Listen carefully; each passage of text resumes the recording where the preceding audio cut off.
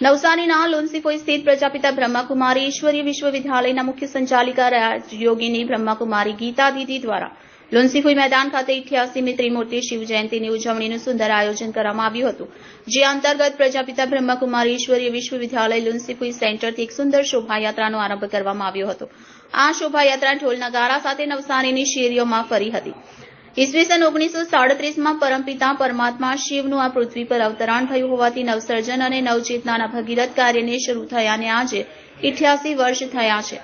તે નિમિત્તે બ્રહ્માકુમારી વિશ્વવિદ્યાલય નવસારી દ્વારા 88મી ત્રિમૂર્તિ શિવ જયંતિ નિમિત્તે સ્વસ્તિક આકારમાં 88 શિવ ધ્વજારોહણ તથા 88 જ્ઞાનદીપ પ્રાગટ્યનું ભવ્ય આયોજન કરવામાં આવ્યું હતું। આ કાર્યક્રમમાં નવસારીના ધારાસભ્ય રાકેશ દેસાઈ, જિલ્લા પંચાયત પ્રમુખ પરેશ દેસાઈ, માજી ધારાસભ્ય પિયુષ દેસાઈ અને પાલિકા પ્રમુખ મિનલ દેસાઈ, રાજયોગની બ્રહ્માકુમારી ગીતાબેન, બ્રહ્માકુમારી ભાનુબેન તથા નવસારીના પ્રતિષ્ઠિત મહાનુભાવો હાજર રહ્યા હતા। નવસારીના લુન્સીફોઈ ખાતે કાર્યક્રમ હોવાથી અન્ય ભાવિક ભક્તોએ પણ આ પ્રસંગનો લાભ લીધો હતો અને આ સમગ્ર કાર્યક્રમ ખૂબ શાંતિપૂર્ણ અને ભક્તિમય વાતાવરણમાં ઉજવાયો હતો।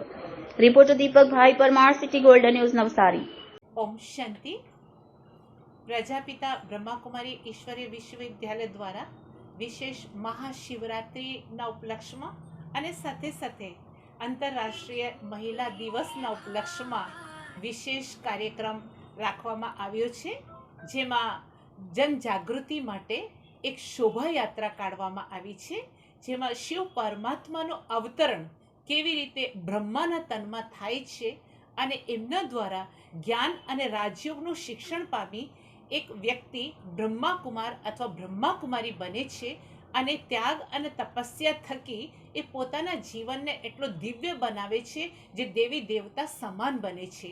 કારણ કે બ્રહ્માકુમારી ઈશ્વરીય વિશ્વવિદ્યાલયનું જે લક્ષ્ય છે એ માનવમાંથી દેવ બનાવવાનું છે અને આજે એ શોભાયાત્રા અહીં સેવા કેન્દ્રથી નીકળીને શહેરના પ્રમુખ સ્થાને જઈને અને લુન્સીફોઈ મેદાનમાં ભેગી થશે અને ત્યાં એક જાહેર કાર્યક્રમ રાખવામાં આવ્યો છે, જેમાં વિશેષ 88 વર્ષ સંસ્થાને પૂરા થવાને લીધે 88 શિવ ધ્વજ ફરકાવવામાં આવશે અને 88 દીપ પ્રજ્વલિત કરવામાં આવશે, જેમાં શહેર